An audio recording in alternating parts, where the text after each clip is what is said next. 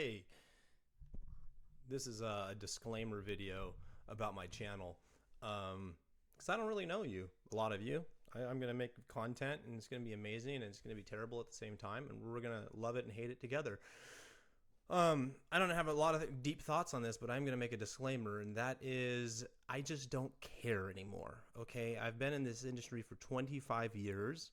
I'm an outsider. I'm an insider. I'm an all-around sider. Okay, I've done a lot. I've been around a lot of people, and I just don't care anymore. What I see is it comes a point where if you want something bad enough, you need to understand that you're just going to offend people, that they're not going to like you, that you're not going to please everyone, and that a lot of people are going to think you're crazy and wrong.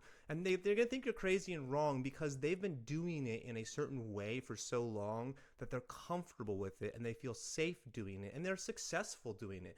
And success is a problem, to be honest with you.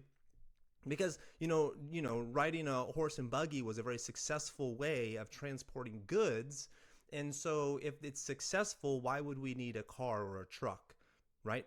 Innovation is not because the previous version wasn't successful. And that's the thing that we have to understand in gymnastics. Innovation is not saying that you can't have success doing it the other way. That's not the problem at all. What we are actually trying to do with innovation, we being all of humanity, is eliminate failure and burnout. And so here's the biggest problem in gymnastics. The biggest problem, like literally the biggest problem, it's not you can't argue it because the stats, the numbers are literally there. There's nothing more to discuss on the biggest problem, and that is quitting. Quitting is one of the biggest problems in all of life. I mean, it probably is the biggest problem in life because if you go to the lowest of lowest of points in your own life, quitting is like a really big problem, especially when you want to quit on yourself and you don't want to be here anymore. So when we think about the sport of gymnastics and we think about quitting, we have a problem where parents want to quit on gyms, business owners want to quit on their employees want to quit on their students want to quit on the sport or their coaches, or and it just gets messy. And everybody doesn't know, like the vast majority, the conversation that's happening on the internet and through videos is all this polished, look how good I am, look how amazing I am, look how tight I can point my toes, I can do everything perfectly, I understand how to make it to the top, I'm at the top, look how high I'm at the top. Who freaking cares? This is a disclaimer video to let you know I'm coming for all of you. That's what I'm doing. I'm not coming to be liked. I'm not coming to be loved. I'm not coming to be understood or cared about or coddled or hugged. I'm coming for you. And what do I mean by you? Well, not you, the narcissistic person watching this video thinking I was actually talking about you. Not. I'm coming for gymnastics, you. You as in gymnastics. As if gymnastics is an entity and a real thing that's living and breathing. I'm coming for gymnastics. Because gymnastics has a problem. A real problem. A problem that no one wants to talk about. And the problem with gymnastics is quitting, failure, lack of success, burnout. And so because we don't understand this in our industry, because this is not the starting point of the conversation, because everyone wants to look perfect. Let's all go look perfect. Let's all make it happen. And then we want to celebrate our imperfections along the way because we're just bad at something, and so we don't know how to become better, and so we just say, oh, well, that's good enough, and we become complacent. And so because I can't get to the top of the mountain, I just get satisfied making it halfway up the mountain, and I go, well, that's good enough. And then what do? You quit. And so if quitting is the inevitability, you're going to inevitably quit. If that's going to happen, guaranteed you're going to quit at some point. And you can change the word because you want to be, kind. Okay, you're going to retire. You're going to retire. Whatever. Change the word because you have feelings about something that it's irrelevant. You're done. You're stopping it. You're moving on. You're quitting. You are making that decision. And if you're not making that decision, something else is making that decision. An injury is making that decision. Finances are making that decision. Time, friends, parents, whoever, somebody is, coaches, who knows? Emotions, they're making that decision. And that decision is being made, and it's going to be made eventually. And if you do not understand that, you do not understand the gravity of what you're dealing with. We have an industry where there's a lot of toxic behavior that happens inside of it. Maybe not as much now, maybe a lot now, maybe nobody knows about it. Maybe there was a lot back then. Maybe that's just how everybody just considered normal. But here's the thing. Until we want to actually get honest about the thing we're actually running from, where we're actually trying to go, and until we want to get honest about it, we're not actually going to have a productive conversation. And so this is my disclaimer to my channel. You're not going to like me. A lot of you are not going to like me. I'm not asking for you to like me. I'm making videos about real facts, real truths, things that matter, that are going to impact the future of somebody's life. I'm making videos about that. I'm not making videos to pat myself on the back to say, oh, look how smart I am. What do I know? I'm not making videos about that. I'm not making videos to pat you on the back to say, look how smart you are. Look what you know. No. I'm making videos for people who are on the verge of quitting or burning out. They love what they do, but they don't understand why they hate it every day. I'm going to say that again. I'm making videos for people who love what they do and don't understand why they hate every day. Because you're on the verge of burning out. And there's nobody around you, apparently, that knows how to unlock your true potential, unlock the process to make it enjoyable again. And so you're suffering. And you don't understand why the suffering exists. And I want to help you understand why the suffering exists so that you can get educated and overcome it, and that you can make micro wins on a daily basis. But you know what we got? We got a comment. I want to read this comment to you, okay? Wow, how annoying and toxic can one get in their delivery of what they're trying to express? This video wins the world championship in that. It's so unbearable to watch that I had to stop at 10 minutes without having learned a thing. Maybe you have something to say that has some actual truth behind it, but this is not the way to get people to listen. Thank you. Thank you for that feedback. Thank you for your wonderful thoughts. And thank you for watching 10 minutes of my video. Now here's the fun part. You're not that important. You're not. You're kind of important because I stuck you on my, channel and I left your comment there. But you're not so important that you dictate and control what actually is considered valuable. In fact, you think you're so important that you get to decide what is valuable and what is not valuable. So much so that are you deciding this for every single viewer on my channel? Interesting. Interesting that this is the person in the industry and in the sport who thinks that they actually get to decide what is a good way to present information and a bad way. I did not know they wrote a book on the subject. Now, why am I being like this? I'm being like this to set the tone for my channel. You exist. That's not just one person. That's going to be lots of people. I might get 10,000 comments like that. I might get every single person in my subscriber list deleted and go, I don't want to subscribe to Raleigh's channel. It's lame. This guy doesn't know how to present information. Look, he's arrogant. He's condescending, whatever. I'm not talking to you. I'm not talking to your ego. I'm talking to the person who is burning out in the process and nobody knows how to help them because they think they have it figured out and they don't understand why other people have a problem. And so you're stuck in this mindset. Listen again to this negative. Wow, they're surprised. Wow, how annoying and toxic. Really, that's how you're going to start the conversation. You're going to start with annoying and toxic. You're not going to look at the videos that I've done in my channel. You're not going to listen to the information that I've presented. You're not going to understand the depth that I've gone into on the subject of gymnastics. You're going to watch my video and say how annoying and toxic, and yet you wrote an annoying and toxic comment. And yet you are somebody who's giving advice to other people thinking that your advice is actually good. Your comment is terrible. It's worse than the video and worse the way I presented my video. In fact, the reason I presented my video the way I did that you're referring to is because of people like you. Now, I want to actually be your friend. I actually want to like you. I think that I could actually help you in a lot of areas. And this is one of them. This is not an effective way to write a comment to somebody like me. It just doesn't work. In fact, it was funny that a couple other people liked this comment. It's like, good, keep liking it. This is what I'm going to be addressing. This is what's wrong with our industry and our sport. This is what's wrong with people.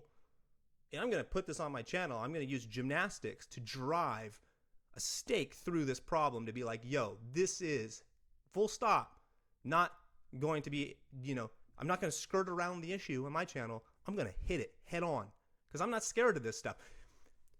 How annoying and toxic can one get in their delivery of what they're trying to express?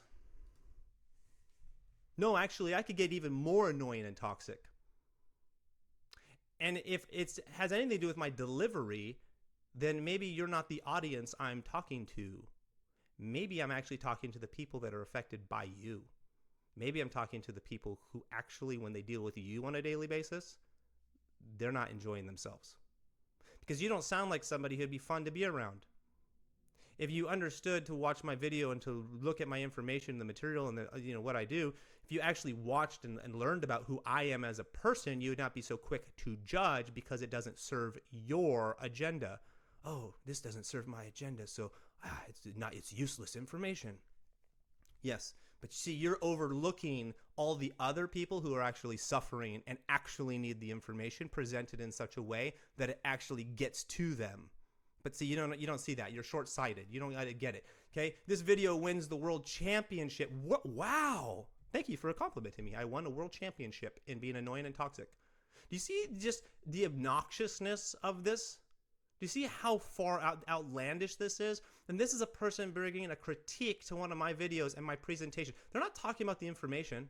They're talking about me. They're not saying, Raleigh, you were wrong about the gymnastics information you presented. They're not. They're talking about me. You see how I've rubbed them the wrong way? Oh, I've agitated them. That's the point. You literally are proving my point that we have a problem, and I'm done pretending it doesn't exist.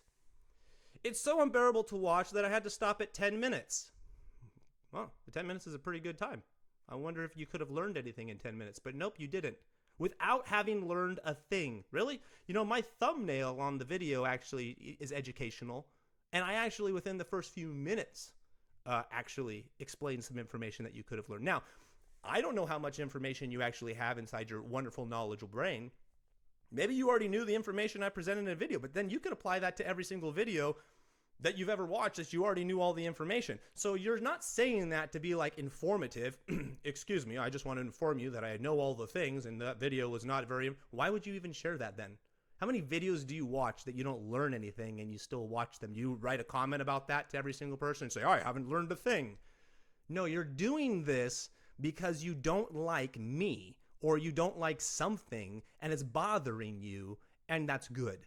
That's good it's bothering you. It's going to keep bothering you. I'm going to keep being annoying and obnoxious. In fact, I think I'm going to be even more annoying and toxic because I think this comment is the same type of toxicity that's going against my toxicity. And so when our two toxicities will battle it out, we'll just see who wins. Maybe you have something to say that has some action. Maybe I have something like, okay, I am the gatekeeper of things that somebody has to say. This is the internet. This is YouTube. I don't have to have anything to say. I don't even have to have anything important to say. I get to make a video because I want to make a video. But here's what we have. We have gatekeepers.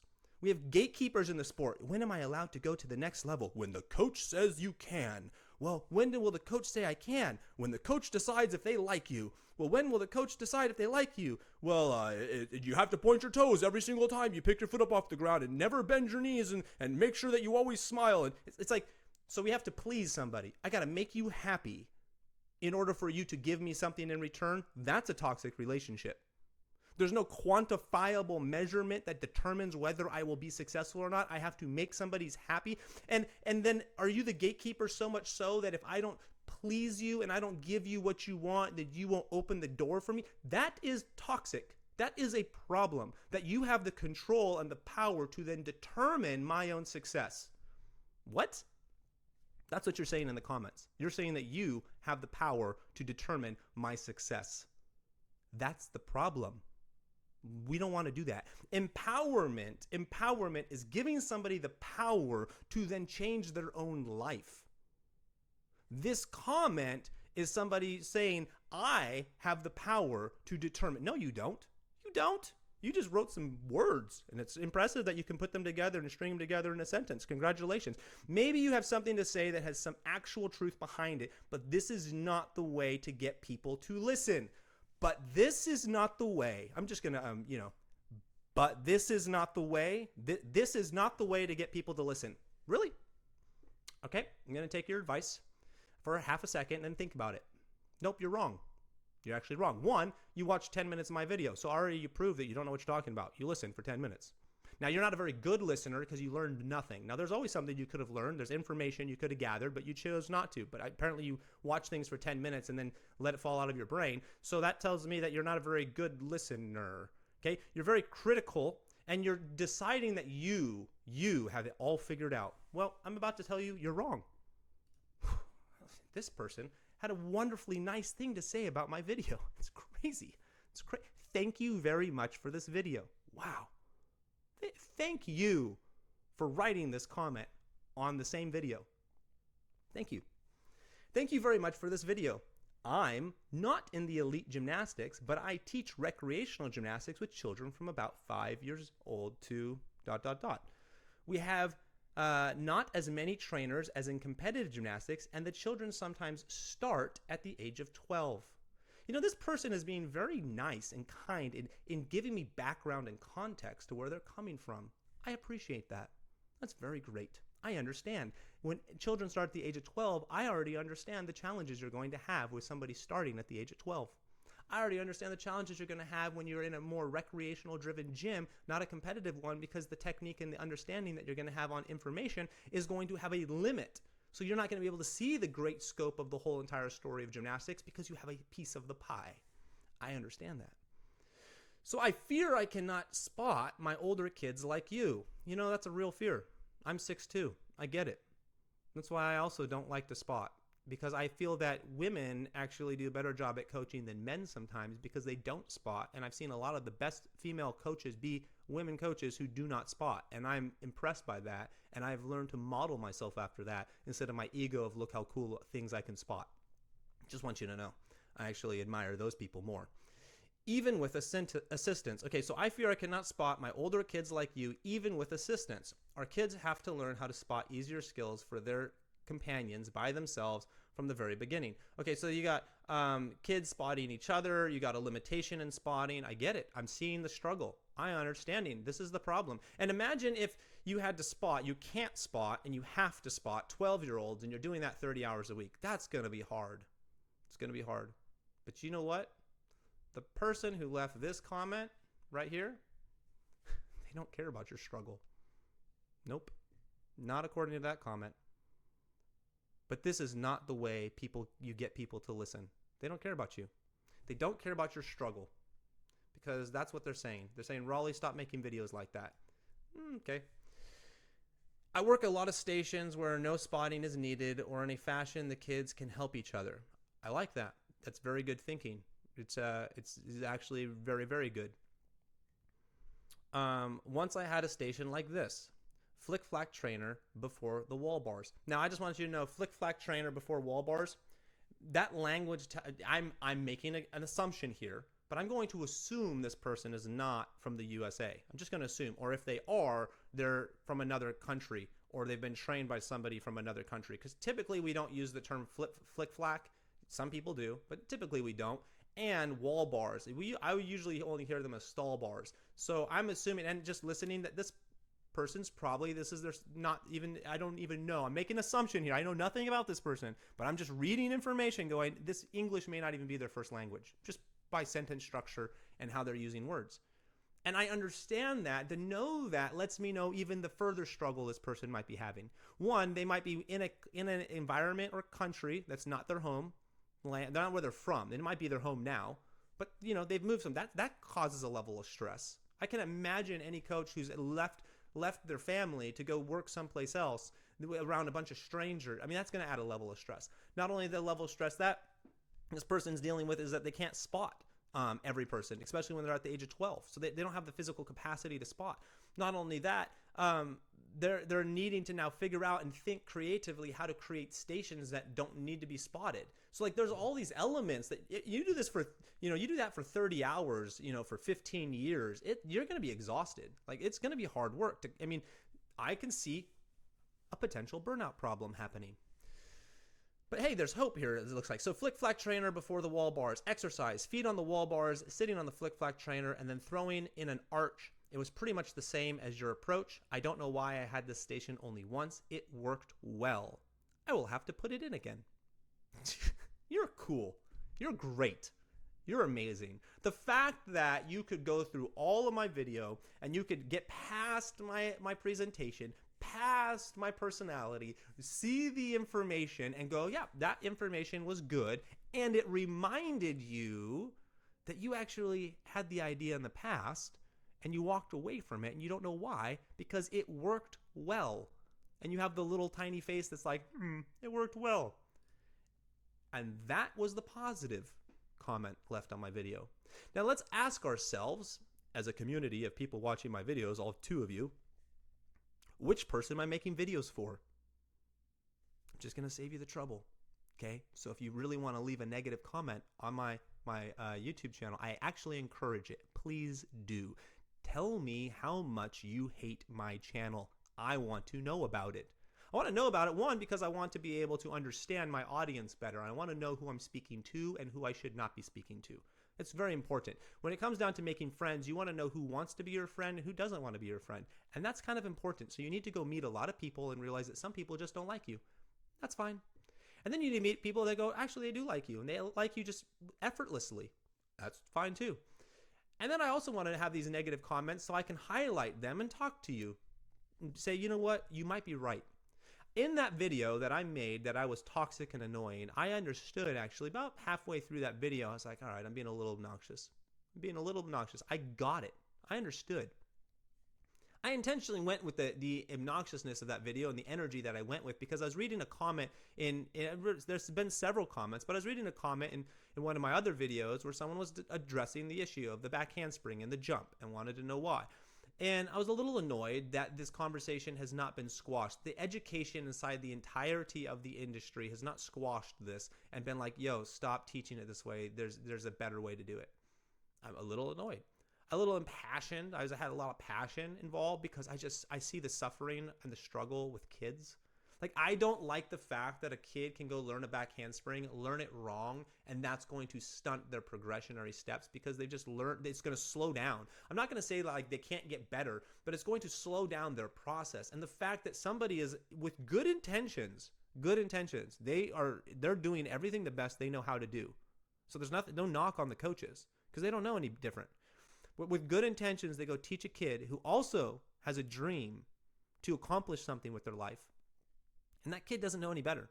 And then they learn something that's going to actually slow down or limit their progress, and they don't even know. The coach doesn't know, the kid doesn't know, and that just drives me, it just irks me. I just feel for everybody on that because I was there. I was there coaching kids with bad technique, bad methodology, bad training, systems. I was there. I'd done it. I have had so many people quit on me, parents, coaches. I've had, athletes. I've had so many people quit on me. I've had a ton because of me too, by the way, like me. Like I'm the reason why these people quit. I understand it. I understand it very, very well. I spent a lot of time reflecting on, man, why do people quit? And what is it that I'm doing that's causing, that's a catalyst to allowing people to even want to pursue this? So I understand the struggle. I understand. I don't know if you understand the struggle. I don't know if you understand actually how impactful it is. I have a competitive program right now. We're rebuilding because the coach left. So we're rebuilding. And these are, lower level athletes. And I was telling the coaches that I'm training up who are working with these athletes, I said, listen, these girls are going to quit. They're going to quit next year, 2 years from now, 3 years from now. They're going to quit. The thing you need to do when you approach training on a daily basis is understand that if you do not show up and give them the best version of yourself, you are shortening their lifespan in the sport. Do not give yourself an excuse to say, I'm having a bad day, so I'm not going to do a good day of training. Don't come into the gym with you and all your problems. You come into the gym and you transform into the person your athletes need you to be. That's what you do. You show up to become the person that they need you to be, not the person you want to be. You want to slack off on quality and intentionality. You want to slack off. You want to, okay, well, I don't really want to focus on details today because my brain's not really there. No. You show up into the gym and you become the person they need you to be so that you can get them closer to where whatever they're chasing after. And I'm just going to say, like, the simple expectation is this. If I know what my athlete is chasing after and I can get them close to it or a little bit past it, I've accomplished a great thing. This is not chasing after, like, I have a 6-year-old and they're like, I want to go to the Olympics. No. Smaller goals. Like, if that kid is like 6 and they're like, I just want to be able to get a back handspring, and I can get them a back handspring and a back whip and a back layout, I've accomplished a great thing. That's great. But then I have to understand that now that they've gotten these skills, their perspective is going to shift and they're going to want something else. And so I've got to show up again and I've got to get them that thing they want and try to get them past it. Because you want to be able to exceed the expectations of the people around you. That's kind of what makes you valuable. It's what makes you have desire or demand. People go, oh, wow, that person exceeds my expectations. I'm going to exceed your expectations. Even this negative comment said I exceeded. Wow, I've already exceeded. They were surprised. How annoying and toxic can one get in their delivery of what they're trying to express? This video wins the world championship in that. If I'm winning the world championship in annoying and toxic, have I not exceeded the expectation? Good job for me. At least I didn't do a mild version of it, right? At least I went all in on it. And that's what I'm doing in this channel, going all in. And now why am I making a stupid video that's 20-something minutes long about 2 comments and making a disclaimer video that maybe nobody's going to even watch? Because I want you to know I am going all in on this channel. I'm going to go all in this year. I'm trying to make a video every single day, and I'm trying to go all in on this channel. And so I'm going to do that, and I'm going to engage with you, and I'm going to come in and show up, and I'm going to make dumb videos, and I'm going to make all right videos, and occasionally I might make a good video. And all of my information is going to be authentic and real and well thought out. It's real information. It's well thought out because I've lived it.